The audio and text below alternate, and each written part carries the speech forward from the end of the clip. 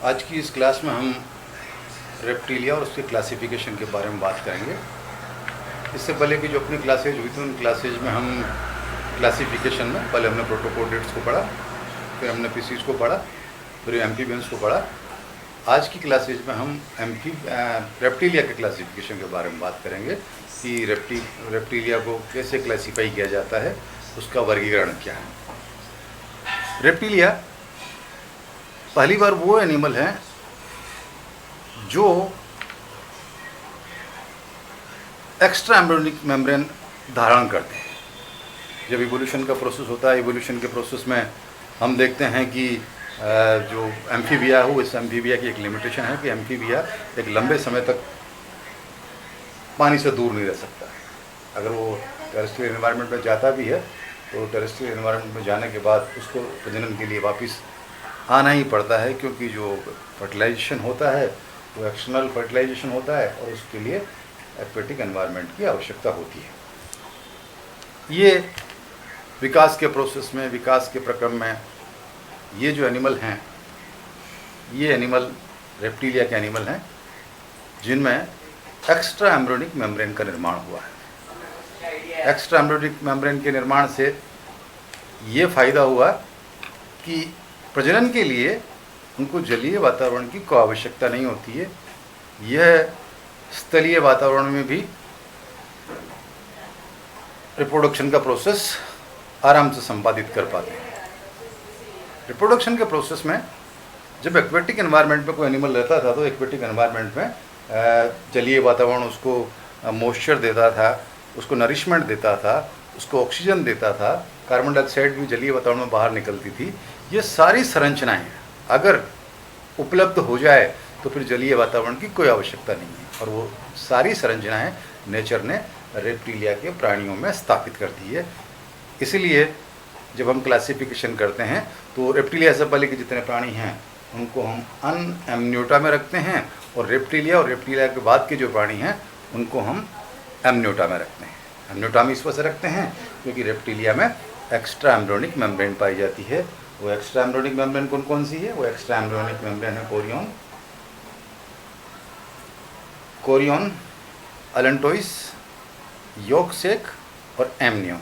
Amnion जो इसको aquatic cavity उपलब्ध करवाती है, जो कोरियन है, एमनियन है, उस एमनियोटिक जो कैविटी होती है उसमें एमनियोटिक फ्लूइड भरा होता है। इसलिए डेवलप होते हुए एम्ब्रियो को ये लगता है कि वह जो है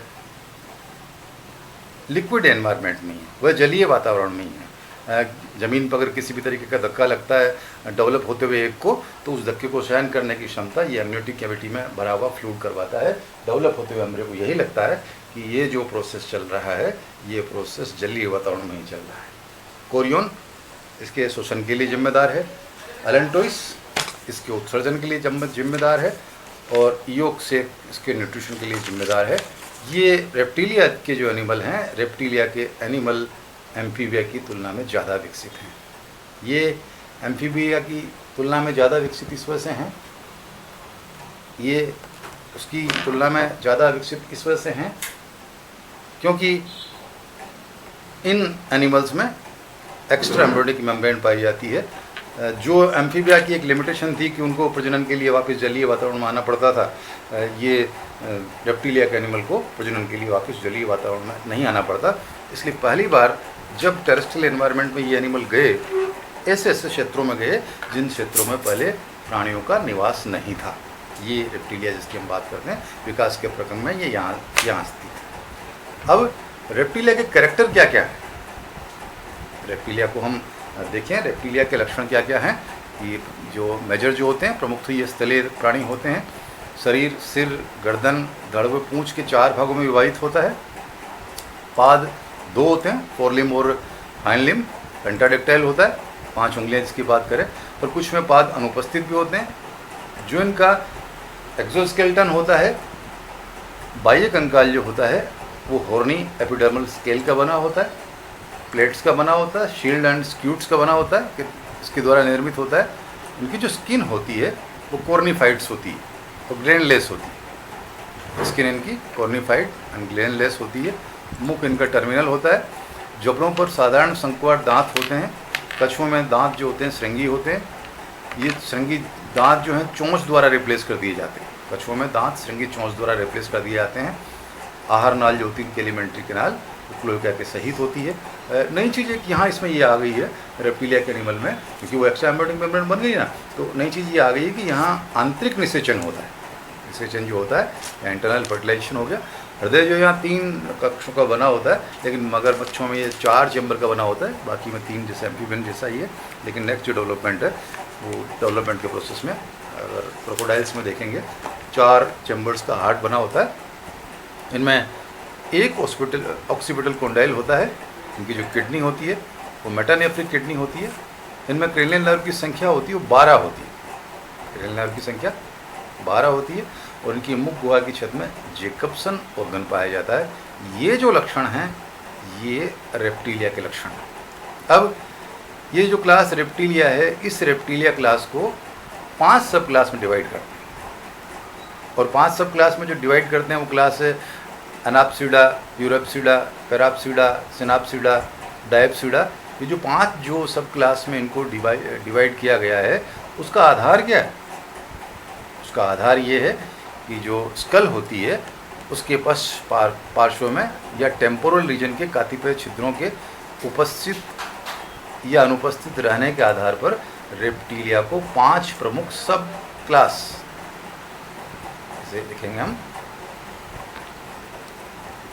सब क्लास में बांटा गया। अब ये टेम्पोरल रीजन जो टेम्पोरल ओपनिंग है या नहीं है उसके आधार पर, या उसकी पोजीशन कहाँ है उसके आधार पर इनको 5 प्रमुख सब क्लासेज में डिवाइड किया गया है। पहला जो है इसमें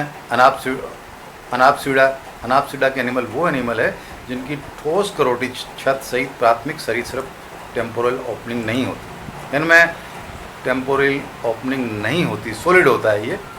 यूराप्सिडा के एनिमल वो हैं जिनमें करोटी यानी स्कल प्रत्येक और नीचे से पोस्ट ऑर्बिटल और स्क्वेमोजल अस्थियों से सीमाबद्ध एकल पृष्ठपार्श्व टेम्पोरल छिद्र सहित होती है। यानी ये जो टेम्पोरल ओपनिंग है इसके एक तरफ पोस्ट ऑर्बिटल होता है और एक तरफ स्क्वेमोजल होता है, और ये नीचे की तरफ पाए जाते हैं। ये पेराप्सिडा को अपन देखेंगे, करोटी प्रत्येक और नीचे से सुप्रा टेम्पोरल और पोस्ट फ्रंटल, ये सुप्रा टेम्पोरल है, ये पोस्ट फ्रंटल है, इन अस्थियों से सीमाबद्ध लेके एकल पृष्ठ पार्श्व टेम्पोरल छिद्र सहित होती है। सिनेप्सिडा को देखेंगे, सिनेप्सिडा में करोटी प्रत्येक और ऊपर से वापस हो जाएगा, लेकिन ये नीचे से नहीं है। जैसे ये इसको पढ़ रहे हैं ना अपन, यूरोप्सिडा, ये पोस्ट ऑर्बिटल स्क्वेमोजल, ये नीचे से, लेकिन इसमें ऊपर से करोटी प्रत्येक और ऊपर से पोस्ट ऑर्बिटल और स्क्वेमोजल अस्थियों से सीमाबद्ध एकल पार्श्व टेम्पोरल। तो यहाँ ओपनिंग नहीं है, यहाँ सिंगल ओपनिंग है, तीनों में सिंगल ओपनिंग है, लेकिन ये ऊपर से पोस्ट ऑर्बिटल स्क्वेमोजल से है, ये नीचे से है, ये जिसकी सिनेप्सिडा कहते हैं ऊपर से है। और डायप्सिडा वो है जिसमें जो स्कल होती है प्रत्येक और पोस्ट ऑर्बिटल और स्क्वेमोजल अस्थियों से बनी श्लाका द्वारा पृथक 2 टेम्पोरल छिद्र होते हैं। यहाँ टेम्पोरल ओपनिंग नहीं है, यहाँ टेम्पोरल ओपनिंग है, पोस्ट ऑर्बिटल और स्क्वेमोजल नीचे की तरफ है। यहाँ नीचे की तरफ सुप्रा टेम्पोरल और पोस्ट फ्रंटल है, यहाँ ऊपर की तरफ पोस्ट ऑर्बिटल और स्क्वेमोजल है। अगर हम इनका डायग्राम देखें, डायग्राम में इनको समझने की कोशिश करें। आप ये देखिए, ये सॉलिड है अनाप्सिडा, जिसे स्टेम रेप्टाइल्स कहते हैं अपन, ये सॉलिड है। उसके बाद में जिसकी हम बात करते हैं यूरोप्सिडा, यूरोप्सिडा में ये जो टेम्पोरल ओपनिंग है, ये टेम्पोरल ओपनिंग जो है एक तरफ नीचे की तरफ इसके पोस्ट ऑर्बिटल है, दूसरी तरफ नीचे की तरफ इसके स्क्वेमोजल है। आप इसको देखेंगे, पेराप्सिडा को देखेंगे तो इसमें है तो सही, लेकिन ये आगे की तरफ पोस्ट फ्रंटल है, और जिसकी बात करें यहाँ सुप्रा टेम्पोरल है। ये जो है लाइन जो है पोस्ट फ्रंटल और सुप्रा टेम्पोरल जो होती है। ये ओपनिंग जो है टेम्पोरल ओपनिंग की जो सिनेप्सिडा में, उस सिनेप्सिडा में आप इसको देखेंगे तो टेम्पोरल ओपनिंग यहाँ है, टेम्पोरल ओपनिंग यहाँ है, लेकिन जो पोस्ट ऑर्बिटल और स्क्वेमोजल जो इसके नीचे की तरफ थे यूरोप्सिडा में, वो नीचे की तरफ नहीं होकर इसके ऊपर की तरफ होते हैं। इसको अपन देखेंगे, ये पोस्ट ऑर्बिटल और ये स्क्वेमोजल, ये जो है ये सिनेप्सिडा है। और लास्ट जिसमें हम देखें डायप्सिडा जो सब क्लास है, जिसमें कि 2 ओपनिंग होती है, 2 टेम्पोरल ओपनिंग होती है, सुप्रा टेम्पोरल फोसा जो 2 पाए जाते हैं।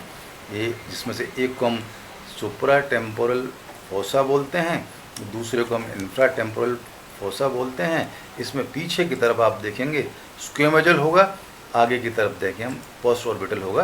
तो ये रेप्टिलिया के प्राणियों का वर्गीकरण का आधार हो गया कि रेप्टिलिया के प्राणियों में वर्गीकरण इस तरीके से किया जाता है, यानी उनमें जो टेम्पोरल ओपनिंग होती है उसके आधार पर हम रेप्टिलिया के प्राणियों को डिवाइड कर सकते हैं कि ये अनाप्सिडा तो वो सब क्लास है जिसमें टेम्पोरल ओपनिंग है ही नहीं। यूराप्सिडा जिसकी हम बात करते हैं, ये अपन देख रहे हैं जो यूराप्सिडा वो क्लास है जिसमें नीचे की तरफ पोस्ट ऑर्बिटल है, दूसरी तरफ जो नीचे की तरफ है स्क्वेमोजल है। जहाँ हम इसकी बात करते हैं पैराप्सिडा की सिंगल ओपनिंग है, लेकिन यहाँ पोस्ट फ्रंटल है, यहाँ सुप्रा टेम्पोरल है। जिसकी हम बात करते हैं सिनाप्सिडा की, सिनाप्सिडा में वैसे ही है जैसे कि यूराप्सिडा में, लेकिन इसमें पोस्ट ऑर्बिटल और स्क्वेमोजल ऊपर की तरफ होते हैं। डायप्सिडा की बात करेंगे जिसमें टेम्पोरल ओपनिंग की संख्या एक नहीं दो है। आप ही समझिए, अनाप्सिडा में एक है, बाकी अनाप्सिडा में कोई भी टेम्पोरल ओपनिंग नहीं है, जिसे हम स्टेम रेप्टाइल कहते हैं, जिसके बारे में पढ़ेंगे अभी आके। और यूराप्सिडा में, पैराप्सिडा में और सिनाप्सिडा में एक एक टेम्पोरल ओपनिंग है। और जिसकी बात कर रहे हैं हम डायप्सिडा की, डायप्सिडा में दो टेम्पोरल ओपनिंग होती है, जिसमें से एक को हम सुप्रा टेम्पोरल फोसा बोलते हैं, दूसरे को हम इंफ्रा टेम्पोरल फोसा बोलते हैं। एक तरफ इसमें स्क्वेमोजल होती है और दूसरी तरफ जिसमें होते हैं पोस्ट ऑर्बिटल होता है। तो ये जो हमने क्लासिफिकेशन पढ़ा है, अनाप्सिडा, यूराप्सिडा, पैराप्सिडा, सिनाप्सिडा और डायप्सिडा, ये टेम्पोरल ओपनिंग के आधार पर रेप्टिलिया को इन 5 सब क्लासेज में डिवाइड किया गया है। अब ये जो 5 सब क्लासेज में इनको डिवाइड किया गया है, उसमें से अनाप्सिडा को 2 ऑर्डर में डिवाइड किया गया है, जिसकी हम बात करते हैं डायप्सिडा को 3 ऑर्डर में डिवाइड किया गया है। ये जो 3 ऑर्डर हैं ये भी आगे चल के स्क्वेमेटा जो है लेसरटिलिया ओफिडिया में डिवाइड है। यहाँ आप देखेंगे 2 ऑर्डर हैं, किलोने और टेस्टुरिया, दूसरा जिसे हम कहते हैं एक ही, और ये है कोटिलोसूरिया स्टेम रेप्टाइल जिसको हम बोलते हैं। ये है रिंकोसिफेलिया, स्क्वेमेटा और क्रोकोडोलिया। ये डायप्सिडा के 3 ऑर्डर हैं। ये जो स्क्वेमेटा है इसमें एक लेसरटिलिया है, एक ओफिडिया है। ये जो तीसरा स्क्वेमेटा है, इस स्क्वेमेटा को 2 सब ऑर्डर में डिवाइड करते हैं, लेसरटिलिया और ओफिडिया। अब इनके करेक्टर्स क्या क्या हैं, इनके लक्षण क्या क्या हैं, इन ऑर्डर के, इन सब ऑर्डर के लक्षण और करेक्टर क्या क्या हैं, ये हम आगे आने वाली क्लास में पढ़ेंगे। आज की क्लास में हमने इतना पढ़ा कि विकास के प्रोसेस में जो रेप्टाइल्स के जो एनिमल हैं वो एम्फीबिया की तुलना में ज़्यादा विकसित हैं, क्योंकि इनमें एक्स्ट्रा एम्ब्रियोनिक मेम्ब्रेन पाई जाती है। एक चीज़ तो हमने ये पढ़ी। दूसरा ये पढ़ा कि ये जो रेप्टिलिया के प्राणी जहाँ जिनकी हम बात कर रहे हैं, इनका जो क्लासिफिकेशन होता है, इस रेप्टिलिया क्लास को जो 5 सब क्लासेज में विभाजित किया जा रहा है, उसका आधार उसके टेम्पोरल रीजन में जो छिद्र होते हैं, जिसे हम टेम्पोरल ओपनिंग बोलते हैं, उसके होने या नहीं होने के आधार पर इनको 5 सब क्लासेज में बांटा गया है। जिसमें से अनाप्सिडा वो है जहाँ पर कोई ओपनिंग नहीं है, यूराप्सिडा वो है जहाँ ओपनिंग है लेकिन नीचे से पोस्ट ऑर्बिटल और स्क्वेमोजल होती है, पैराप्सिडा वो है जिसमें नीचे की तरफ सुप्रा टेम्पोरल और पोस्ट फ्रंटल है, सिनाप्सिडा वो है जिसमें पोस्ट ऑर्बिटल और स्क्वेमोजल है, डायप्सिडा वो है जहाँ टेम्पोरल और की संख्या, टेम्पोरल ओपनिंग की संख्या जो होती है 2 होती है, और यहाँ पोस्ट ऑर्बिटल और स्क्वेमोजल इसके आगे पीछे की तरफ बने होते हैं। ये आज हमने जो रेप्टिलिया का जो क्लासिफिकेशन है उसके बारे में पढ़ा है, कैरेक्टर क्या है, इसके लक्षण क्या हैं और सब क्लास को हम कैसे डिवाइड करते हैं। आगे आने वाली जो क्लास होगी, उस आगे आने वाली क्लास में अपन अनाप्सिडा के 2 ऑर्डर को पढ़ेंगे, डायप्सिडा के 3 ऑर्डर को पढ़ेंगे, इनके लक्षण और इनके एनिमल्स जो इन क्लास या ऑर्डर के जो एग्जाम्पल हैं उनको पढ़ेंगे हम, वो आगे आने वाली क्लास में। आज की क्लास में हमने रेप्टिलिया के बारे में, क्लासिफिकेशन का जो आधार है उसके बारे में पढ़ा है। नेक्स्ट अगली क्लास में।